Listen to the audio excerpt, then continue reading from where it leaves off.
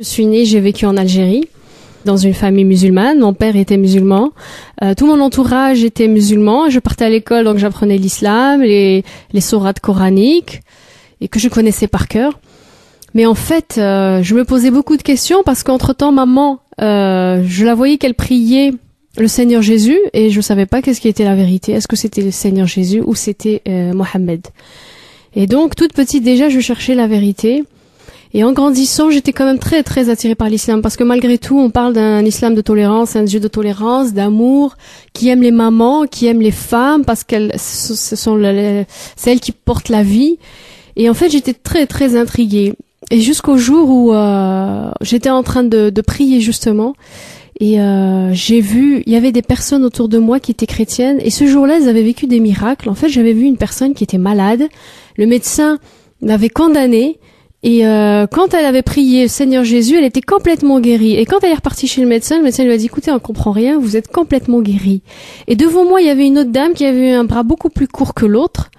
Et devant nos yeux, il y avait son bras qui s'allongeait et elle disait, c'est incroyable, mon bras s'est allongé et tout ça. Alors j'ai commencé à croire quand même que effectivement Dieu est vivant et à travers Jésus il fait des miracles comme quand Jésus était sur terre. Et dans mon cœur, effectivement, il y avait quand même un trouble parce que la chose que je n'arrivais pas à accepter, c'est que Dieu avait un fils. Mais surtout, nous on savait très bien que dans l'islam, pour accéder au paradis, il fallait faire beaucoup de bien. Et qu'on avait deux anges, donc un ange du côté sur notre épaule droite qui écrivait les bonnes actions, et un autre ange sur le côté gauche qui écrivait les mauvaises actions. Et quand on arrivait devant Dieu, effectivement, il allait faire une balance entre les deux, et puis cela pourra juger en fait notre future éternité. Mais on n'était jamais sûr si on allait mourir ou vivre. Et pendant une semaine, j'étais troublée jusqu'au jour où je me suis mise à prier en sortant de l'école un peu plus tôt. J'étais au lycée. Et je suis sortie, arrivée à la maison et je priais. Et là, j'entends le Seigneur Jésus, maintenant que j'appelle Seigneur Jésus, mais à l'époque c'était Jésus qui me parlait et qui me disait, je suis Jésus-Christ, je suis le Fils de Dieu, je suis le chemin, la vérité et la vie, et nul n'ira au Père que par moi. Donc il m'a dit, Ana huwa tariq al-hayat wal-haq. Et pour moi, c'était waouh, comment c'est pas possible, il y a que Jésus, il y avait que Dieu qui pouvait me répondre parce que c'était en moi, c'est dans mon cœur, j'étais troublée. Et à partir de ce moment-là, j'étais complètement convaincue que Jésus était le Fils de Dieu et que pouvait pas accéder justement au paradis que par Jésus-Christ. Et c'est là où j'ai compris que finalement, il y avait un espoir pour nous qui ne savons pas vraiment où nous allons finir notre éternité. Et Jésus était vraiment l'espoir. Moi, j'avais pas de Bible, je ne connaissais pas ce verset, je ne pouvais pas l'inventer. Mais quelques années plus tard, il y a un frère qui vit en Algérie et qui m'a offert cette Bible et je suis tombée sur ce verset-là et je me suis dit, c'est pas possible, Seigneur, vraiment tu es grand. Et c'est là où vraiment l'espoir est né dans mon cœur. Et bien sûr, j'ai pas pu m'en empêcher que de parler autour de moi parce que justement, je sais que quand je vais partir, je sais que je serai auprès de lui pour l'éternité. Je suis d'origine algérienne et j'ai pratiqué la religion depuis mon jeune âge. J'ai pratiqué l'islam comme mes parents me l'ont enseigné. J'ai fait le ramadan, j'ai fait les prières, j'ai tout pratiqué. Et atteint l'âge à peu près de 18 ans, il y a eu un vide dans mon cœur et j'ai voulu savoir par rapport à mon existence où ce que je faisais sur terre et où j'allais après la mort. C'est ce qui était la chose la plus importante parce que j'aimais les choses de Dieu, j'aimais Dieu et cette réponse je ne l'avais pas. Alors j'ai essayé de faire des recherches, j'ai été voir ma maman en lui demandant mais maman où irai-je après la mort? Pourquoi je suis sur terre? Ma maman m'a seulement répondu simplement, ça c'est Dieu, ça regarde que Dieu. Rabbi ya'lam, ça veut dire que Dieu seul sait tout. N'ayant pas de réponse claire et nette par rapport à ma mère qui me convenait pas, j'étais dans le quartier où je vivais, voir les anciens de mon quartier, qui connaissaient mieux la religion que moi, pour qu'ils puissent m'enseigner sur ces choses. Et je leur ai ouvert mon cœur en leur disant, qu'est-ce que je fais sur terre? Où je vais après la mort? Qu'est-ce que dit l'islam par rapport à ça? Je cherchais un peu trop à comprendre les choses, ça les irritait. La seule chose qui me répondait, les uns et les autres, Dieu seul sait, Rabbi ya'lam, tu seras pesé, tes bonnes et mauvaises œuvres seront pesées. Et Dieu saura où tu iras, soit au paradis, soit en enfer. Et cela m'angoissait de plus en plus.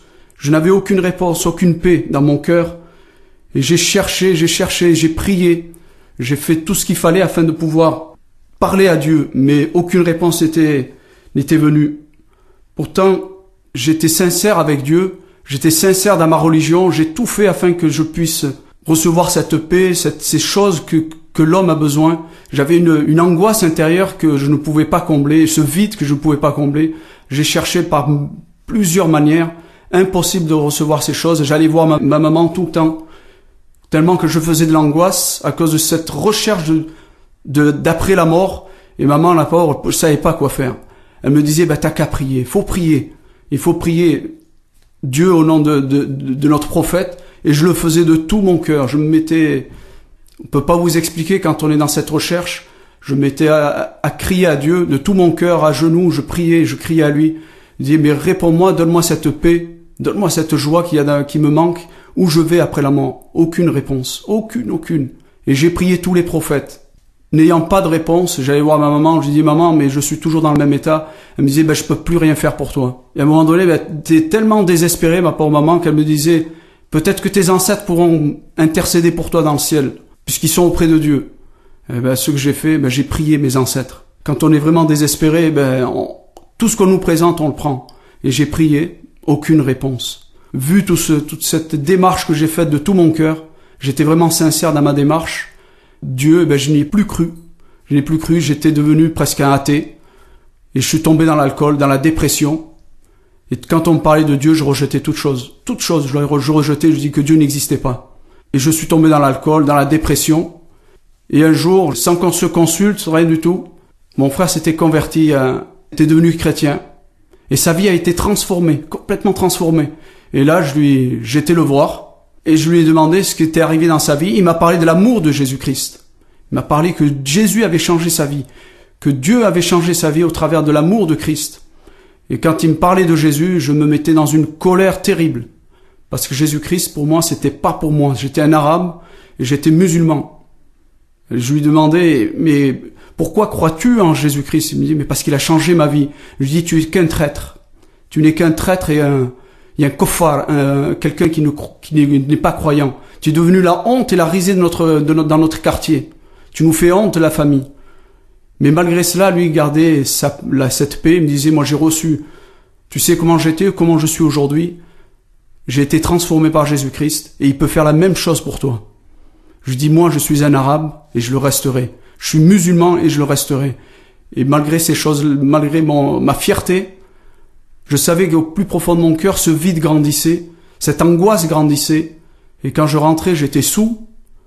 Dans ma chambre le soir, je criais à Dieu. Je criais malgré que je voulais plus de Dieu. Je savais qu'il y avait que lui qui pouvait faire quelque chose dans ma vie. Et un soir, j'étais désespéré. J'ai dit à Dieu, si tout ce que mon frère me dit, tout ce qu'il m'a dit sur Jésus-Christ, qu'il guérit, qu'il sauve, qu'il pardonne les péchés, qu'il ressuscite les morts, si c'est vrai, toutes ces choses, alors tu peux changer ma vie. Si tu le fais pas, je me suicide. Le lendemain, j'étais voir ma sœur, une de mes sœurs, parce que je voulais pas parler à mon frère par fierté, pour pas lui montrer que j'étais d'accord avec ce qu'il disait. J'étais voir une de mes petites sœurs, parce que je savais qu'elle savait un peu ce qui se passait dans la maison. Je lui dis, où les chrétiens se réunissent? Et elle m'a donné une adresse. Et je lui ai dit, mais moi je veux une réunion, mais la nuit. Parce que je savais que mes compatriotes, dans le quartier, pouvaient me ridiculiser, me faire peut-être du mal. Alors j'étais un soir dans une petite réunion, et là je suis rentré, mais avant ça j'avais plus cet orgueil dans mon cœur, parce que j'étais désespéré. C'était soit la vie, soit la mort. Alors j'avais dit à Dieu, si tu existes, parle-moi ce soir. Et je me suis assis, j'ai écouté ce que le pasteur disait, et je buvais ses paroles. Et dans ses paroles, il disait que Dieu nous a tant aimés qu'il avait donné Jésus-Christ pour nous, afin de nous sauver. Qu'il avait donné afin que nous puissions être en relation personnelle avec Jésus-Christ si nous croyons à son sacrifice. Je n'ai pas tout compris ce soir-là, mais ce que j'ai compris, c'était l'amour de Dieu pour moi. Cet amour qu'on m'a jamais dévoilé dans ma religion. On m'a jamais dit que Dieu était amour, que Dieu était plein de compassion envers nous. On nous a toujours dit, Rabbi Ta'ala, Dieu est en haut. Et ce jour-là, j'ai compris que Dieu était un père pour les hommes. Qu'il avait envoyé Christ afin de manifester son amour envers nous. Et ce jour-là, j'ai bu toutes ces paroles. J'ai accepté que Jésus-Christ devienne mon sauveur. J'ai compris que c'était lui seul qui pouvait me sauver, parce qu'il avait donné sa vie sur la croix pour moi. Toutes mes œuvres et tout ce que je faisais pour atteindre Dieu, Jésus-Christ était descendu à ma place pour faire ce que moi je ne pourrais jamais faire, accomplir la volonté de Dieu parce que je n'étais pas pur. Ma vie a été transformée depuis ce jour, je suis sorti de ce lieu, transformé, j'étais un homme libre intérieurement, ça s'explique pas, ça se vit, c'est une histoire de cœur, c'est une histoire de être sincère avec Dieu. Ce jour-là, j'ai ouvert mon cœur et Dieu a mis cette paix dans mon cœur. Il m'a mis cette paix que personne ne peut m'enlever, cette paix qu'un jour, quand il reviendra ou quand je partirai après la mort, je le verrai dans le ciel, je serai avec lui dans le paradis, que Christ me prépare une place dans le paradis. Et cette certitude que j'ai aujourd'hui depuis 30 ans, personne ne pourra me l'enlever. Parce que Jésus-Christ m'a pardonné mes péchés et qu'il a préparé cette place pour moi dans le paradis. Que Dieu vous bénisse et que Dieu permette aussi que vous puissiez faire cette expérience. Et je veux souligner tout simplement que depuis que j'ai donné ma vie à Jésus-Christ, je suis toujours un arabe, j'aime toujours mes compatriotes et que je suis algérien et que je le resterai jusqu'à la fin de mes jours et j'en suis fier. Que Dieu vous bénisse. Rabbi ibarakkum kullan. Quand j'étais adolescent, j'étais quelqu'un de très très dur, très violent. J'avais de la haine, comme pas possible. Quand je regardais les gens, j'avais envie de les tuer. Aujourd'hui, quand je regarde les gens, j'ai plus cette haine, mais aujourd'hui, quelque chose a changé. C'est la paix que Dieu m'a donnée. Et cette paix qu'il m'a donnée, bien sûr, elle ne vient pas n'importe comment. Cette paix, c'est quelque chose d'extraordinaire. C'est ce changement qui a fait qu'à l'âge de 26 ans, finalement, j'ai pris conscience que Dieu m'aimait tel que je suis.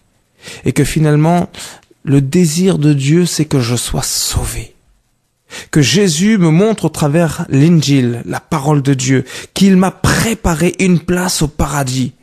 J'avais peur, moi, de ce qui pouvait se passer après la vie. Je savais pas si j'allais finir en enfer ou au paradis. Il n'y a rien de meilleur que de vivre avec Dieu pour l'éternité. Et ce meilleur, c'est Jésus qui l'a donné. C'est ce qui m'a donné la paix aujourd'hui. C'est ce qui fait que je n'ai plus peur de la mort, que j'ai plus peur de mourir. Parce que je sais que si je meurs à l'instant, si je meurs dans 10 ans, bien sûr, si je reste fidèle au Seigneur, j'ai ma place qui m'est réservée au ciel. Et il n'y a rien qui puisse te donner la paix aussi fortement que de savoir où tu vas finir ta vie. Où tu seras après ta mort. Jésus a donné sa vie pour toi. Et ça, c'est la démonstration de l'amour de Dieu sur terre. Si tu veux accepter Jésus dans ta vie, si tu veux véritablement voir si Jésus est vivant, je t'invite à lui parler en toute intimité, comme moi je l'ai fait avec Jésus. Et crois-moi, parce que Jésus est vivant, il te répondra. J'étais musulman et mes parents sont musulmans, et ma famille aussi, mes amis, tout mon entourage, et à un certain moment dans ma vie, j'étais en train de faire un stage et dans ce lieu se trouvaient des handicapés moteurs. C'était vraiment la casse humaine. Et j'ai fait l'amitié d'un tétraplégique. Cela, ça m'a mené à une réflexion et j'avais lu un livre sur Jean Lacroix sur l'échec, c'est-à-dire sur la mort. Comme il disait que la vie après chaque échec est une victoire et que l'échec qui efface tous les projets d'être, c'est la mort. Et puis la mort m'angoissait parce que vous savez bien que dans l'islam, après la mort, il y a un jour de jugement et à travers nos bonnes œuvres, nous pouvons peut-être gagner le paradis ou avec les mauvaises œuvres, nous pouvons aller en enfer et personne n'est sûr de son salut. Et des fois, je dis maintenant, ça vaut pas le coup qu'on souffre ici. Et pour moi, c'était terrible. Cet ami qui était handicapé, tétraplégique, il était professeur agrégé en anglais et pour lui, il avait aussi une philosophie dans la vie. Pour lui, il attend que la mort. On passait des nuits dans des discussions, vraiment dans le désespoir. On était en train de peindre le néant. Après que j'avais terminé mon stage, je suis retourné dans la ville où je faisais mes études. Et il m'avait écrit une lettre. Alors je croyais qu'il se moquait de moi. Tellement il est devenu avec beaucoup d'espoir, beaucoup de choses. Il dit, mais ça, c'est pas le même garçon que j'avais connu. Je suis retourné dans cette ville et j'ai appris qu'il était converti. Alors je comprenais pas ce que ça veut dire la conversion. Pour moi, je dis, peut-être un jour, je deviendrai un super musulman, donc je rentre dans les choses, je vais pratiquer encore ma religion beaucoup plus. Et un soir, il était invité par des chrétiens, mais comme j'étais chez lui, on m'avait invité. Alors, c'était des gens qui étaient tellement simples, mais ils parlaient d'une façon du ciel avec une certaine certitude, une assurance, une paix. Alors je me suis demandé, est-ce que ça existe des gens naïfs encore à notre époque? Et plus il parlait, plus je trouvais que ce qu'il disait est très sincère et très vrai. Et ça me gênait, moi, qui était vraiment cartésien, il faut que j'explique tout. Même, vous savez bien que la religion musulmane est une religion de la raison. où tout est programmé, tout est logique, tout est clair. Alors, je suis rentré dans un nouveau stade. Et c'est là où j'ai saisi à un certain moment que eux, ils avaient quelque chose que je n'avais pas. Eux, ils avaient la foi, moi j'avais pas cette foi. Je croyais croire à Allah, mais dans ces moments précis, j'avais pas cette foi. Je me suis levé et j'ai dit, eh ben, si réellement tu existes dans la personne de Jésus-Christ, donne-moi aussi, moi, la paix, la joie, que je puisse vraiment avoir cette sérénité. Et vers le coup de 3 heures du matin, eh ben, il y a le Seigneur Jésus-Christ qui m'est apparu. À ce moment-là, je me suis dit, non, je ne veux pas de Jésus. Jésus n'est qu'un prophète, d'après que j'avais étudié, ce qu'on m'a enseigné. Et Jésus, il était devant moi. Il me souriait. Je dis, non, moi je ne veux pas de Jésus. Même malgré tout cela, il s'est transformé en une sorte de nuée, il m'a pénétré de ma tête jusqu'à mes orteils. Je dis non, je criais. Je dis non, je ne veux pas de Jésus. Jésus n'est qu'un prophète et un homme. Moi, je veux Dieu. Il s'est retiré comme si on enlevait un gant. À ce moment-là, j'étais tellement fatigué que je ne pouvais pas faire tout ce raisonnement. Mais Dieu m'avait aidé. Alors je me suis dit, si moi j'ai demandé Dieu, et puis Dieu m'a envoyé Jésus, donc c'était le seul chemin pour connaître Dieu. Avant, je ne connaissais pas les évangiles, j'avais jamais eu connaissance avec la Bible. Mais par ma religion, j'ai eu quelques enseignements sur Jésus-Christ comme il était un des grands prophètes. Le Coran disait que Jésus, il est né par l'opération du Saint-Esprit, donc sans l'intervention d'un homme. Jésus-Christ, il était un grand prophète par ses miracles, notamment il guérit les aveugles, il ressuscite les morts. Mais pour moi, le moment où j'ai vu Dieu en tant que réalité vivante, que j'ai vu le Jésus-Christ dans ma vie, après 3 jours, j'ai eu vraiment cette paix que j'avais demandé à Dieu. J'avais réellement cette joie. J'ai commencé à faire confiance à Dieu dans la personne de Jésus-Christ. J'ai pas voulu discuter. Il y a beaucoup de choses qui me heurtaient, tellement la mort de Jésus-Christ, parce que le Coran disait que Jésus n'est pas mort, et la tradition disait que même il y avait quelqu'un qui était mort à sa place. Le Coran disait que Jésus-Christ n'est pas le Fils de Dieu, qu'il n'est qu'un homme et un prophète. Toutes ces questions me revenaient, comme j'avais étudié le Coran et la pensée islamique. Mais moi, rien que cette apparition du Seigneur Jésus m'avait convaincu, et j'ai voulu faire confiance, et je voulais pas poser trop longuement ces questions. Il y avait une véritable vie nouvelle qui a commencé en moi. Et quand je suis allé pour parler avec mes amis et ma famille, tout le monde me disait « Ah, maintenant c'est bien, tu es devenu un super musulman. » Et je suis revenu tellement content que ma vie elle est rentrée en ordre avec le divin, avec le Créateur. Je ne savais pas que Dieu m'a donné le salut gratuitement en Jésus-Christ. Je ne savais pas que tout cela, pour moi, s'était révélé petit à petit. Par loyauté, je commençais par lire le Coran et après la Bible. Mais c'est là où j'ai vu réellement que la Bible est la parole de Dieu. Le moment où j'ai commencé à lire le Coran, 5 minutes, 10 minutes, alors après, je pouvais plus. Et quand je prends la Bible, alors là, je passe toute la nuit. J'oublie même que j'ai des études à faire. Et je suis arrivé à certaines vérités qui sont totalement contradictoires.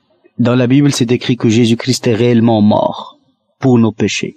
C'était le centre même de toute la réflexion chrétienne. Si on enlève la croix, il n'y avait plus rien. Tellement je savais que je faisais confiance à mon savoir, je faisais confiance à ma réflexion et à mes recherches. J'ai voulu vraiment démissionner devant Dieu. J'ai dit non, maintenant je ne veux plus chercher. Moi je ne veux suivre ni le christianisme ni l'islam. Tout ce que je veux, c'est toi, Seigneur. C'est toi qui es venu dans ma vie, c'est toi qui dois m'éclairer. Je lève le Coran d'une main et la Bible d'une main, je dis Seigneur, montre-moi quelle est la vérité, éclaire-moi. Dans une attente très très sérieuse, avec des larmes, parce que tellement Dieu m'avait touché au plus profond de moi-même. Tout ce bonheur que je n'ai jamais connu pendant toute ma vie, pour la première fois, j'étais enveloppé de cet amour. Intellectuellement, je suis devenu satisfait. J'avais cette conviction profonde que Jésus est réellement mort. Alors, je voyais depuis les sacrifices sanglants, depuis que l'alliance que Dieu a établie avec les hommes, depuis que Adam a péché, Dieu a pris un animal qu'il a sacrifié pour couvrir l'homme de sa nudité, c'est-à-dire de son péché. Donc il y avait 100%, vie pour vie. Et comme nous, on a transgressé Dieu, et tout ce qui transgresse Dieu mérite la mort, il faut présenter quelque chose à la place. Jusqu'à ce que Jean-Baptiste, le moment où il voyait Jésus-Christ se présenter à lui, il disait « Voici l'agneau qui ôte le péché du monde. L'agneau sans tache, sans péché. » Et tout cela, tous ces sacrifices sanglants qui étaient avant, n'étaient que l'image des choses à venir. Alors, à ce moment-là, mon cœur s'est rasformé. Je savais que Jésus-Christ, ce sang de qualité supérieure, qui est capable de purifier les péchés des hommes, tous les hommes, du monde entier, de ceux d'avant, d'aujourd'hui et d'hier, parce que ce sang, il est d'une qualité supérieure. Alors je savais que c'est pas par mes bonnes œuvres, c'est pas par mes jeûnes, c'est pas par mes prières. Dans mon intelligence, tout est rentré en place. Je savais que Dieu m'a béni, m'a renouvelé dans tout mon entendement, et que c'était le seul chemin. Et maintenant, je ne peux même pas une seule seconde mettre cela en doute ou de blaguer, parce que c'est là où se trouve mon vrai bonheur. Et je remercie le Seigneur de cette grâce qu'il m'a fait, qu'il m'a appelé. Si tu as écouté tous ces témoignages, tu as peut-être remarqué cette certitude d'aller au paradis qu'offre l'Injil. Et toi, cher ami? Tu cherches peut-être à gagner le paradis par ton obéissance et par tes bonnes œuvres, n'est-ce pas? Y parviens-tu vraiment? La comptabilité de tes mérites, le souci ou le calcul de racheter le mal, sayyi'at par le bien, al-hasanat, te rassure-t-il vraiment sur l'accueil que te réservera Dieu au jour du jugement? Tu nous as donné un moyen d'être affranchis de la domination du péché et d'échapper à son juste jugement. Le chemin du paradis est tout tracé. Imagine un jour où tu es dans la rue et tu veux aller à un endroit précis, mais tu ne sais pas comment y arriver. Tu auras besoin de demander l'aide de quelqu'un. Tu aperçois un groupe de 10 personnes. Le problème, c'est que 9 de ces personnes sont mortes, mais une seule est vivante. À qui demanderais-tu le chemin? Certainement à la personne vivante. De même, je veux savoir comment aller au ciel, le Jannah. À qui demanderais-je? Tous les leaders religieux du passé sont morts, mais Jésus, Sidna al-Messie, est vivant. Il ne nous montre pas seulement le chemin, at-tariq. En fait, il est lui-même le seul chemin. Il dit, je suis le chemin, la vérité et la vie. Ana huwa at-tariq, wal-haq, wal-hayat. Nul ne vient au Père que par moi. En parlant du ciel, voici ce que Jésus dit dans l'Injil à tous ceux qui croient en lui. Que votre cœur ne se trouble point. Je vais vous préparer une place, et lorsque je m'en serai allé, et que je vous aurai préparé une place, je reviendrai, et je vous prendrai avec moi, afin que là où je suis, vous y soyez aussi. Ne t'es-tu jamais demandé, cher ami, pourquoi toi et moi, nous ne sommes pas nés au paradis? Le prophète David, Sidna Daoud, nous en a donné la réponse. Voici ce qu'il dit dans le Zabour. Je suis né dans l'iniquité, et ma mère m'a conçu dans le péché. C'est le péché, le khatiya, qui a exclu Adam et Ève, Adam et Hawa du paradis. Et c'est le péché qui nous empêche de rentrer au paradis. Dieu est absolument saint, Quddus, il est tout péché. Il n'est pas question qu'il passe par-dessus nos fautes. Et comme il est parfaitement juste et droit, il doit punir le péché. Cher ami, nous n'avons aucun espoir d'aller au ciel. Mais Dieu est aussi miséricordieux, Rahman. Et sa miséricorde est une miséricorde absolue. La question importante qui se pose est, comment Dieu peut-il être à la fois juste et miséricordieux face à mes péchés? Permets-moi de te raconter l'histoire d'un roi. Dans ce royaume, tout allait à merveille. Pas de vol, pas de meurtre, tout le monde était heureux. Puis un jour, un vol eut lieu à la trésorerie, un vol de grande envergure portant sur des objets de grande valeur. Jamais rien de pareil ne s'était passé. Quel malin aurait bien pu faire cela? On cherchait partout, mais on ne peut trouver l'auteur du vol. Entre-temps, les vols ne faisaient que se répéter. Exaspéré par la situation, le roi somma les gardes de ne lésiner sur aucun moyen pour retrouver le malfaiteur et décréta qu'il soit flagellé à mort. Un beau jour, on a démasqué le coupable. Imagine qui c'était. La mère du roi. Que va faire le roi à présent? D'un côté, il aimait sa maman, mais de l'autre côté, il se voulait un roi juste obligé de punir sa mère à cause du décret sans appel qu'il avait fait publier. Le jour J arrive. Le stade était noir de monde. Toute la ville était là pour voir ce que le roi ferait. Celui-ci était bien là avec sa couronne et dans tout son apparat royal. Sa mère est emmenée, liée, et il ne restait qu'à commencer à la lacérer de coups. Un silence de mort régnait sur le stade. Tout le monde se demandait ce qu'allait faire le roi. Allait-il plutôt donner l'ordre de ne pas flageller sa propre mère? Tout à coup, le roi fait la chose la plus incroyable et inattendue. Il se lève, ôte sa couronne, se débarrasse de sa tunique royale et descend les marches du trône. Il va en direction de sa mère, l'enveloppe de ses mains et la couvre de tout son corps. Puis lance cet ordre au bourreau. « Fouette-moi ». Le bourreau frappe le roi à mort. Sa mère est libérée et sauvée. Pourquoi? Parce que le roi a pris sa place. Il a pris sa punition. C'est ce que Jésus, le roi des rois, a fait en faveur des pécheurs. Étant saint et juste, il punit mon péché. Mais étant miséricordieux, Rahman, il prend sur lui cette punition que je mérite à cause de mes péchés. En Jésus-Christ, il y a eu ce mariage entre la justice et la miséricorde de Dieu. Le prophète Isaïe nous le dit ainsi. Il, Christ, était blessé pour nos péchés, brisé pour nos iniquités. Le châtiment, la punition qui nous donne la paix est tombée sur lui. Et c'est par ses blessures que nous sommes guéris. Mais l'histoire ne s'arrête pas là. Parce que Jésus a fait plus que payer notre dette. Encore une fois, permets-moi de te raconter l'histoire vraie de deux frères. Avec le temps, l'un d'eux s'est retrouvé lourdement endetté et acculé à la faillite. Quant à l'autre, il devient un homme extrêmement riche et un multimillionnaire. Lorsque ce dernier eut vent des déboires de son frère, par amour, il lui dit « Pourquoi ne m'as-tu rien dit de tes problèmes ? Je suis ton frère quand même, un akhouk. Ne t'inquiète plus, je m'en occupe. Je paierai tout. » Ainsi dit, ainsi fait. Il a payé la totalité de la dette de son frère. Quelle bonté, quel amour. Mais qu'en serait-il si on demandait au frère riche de faire plus que payer la dette de son frère? Qu'en serait-il si on lui demandait d'échanger de compte bancaire avec son frère endetté et de créditer son frère de toutes ses richesses?